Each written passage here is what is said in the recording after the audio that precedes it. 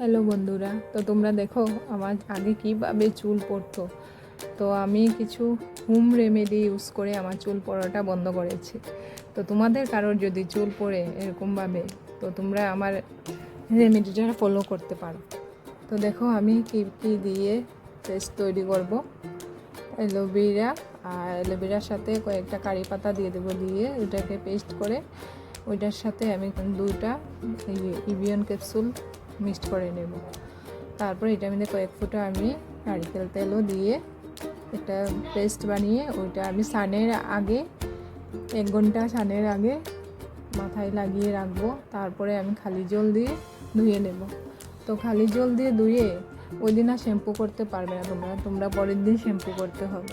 তো তোমাদের যদি কারোর এরকম প্রবলেম থাকে চুল পড়ার, তো তোমরা ইউজ করে দেখতে পারো।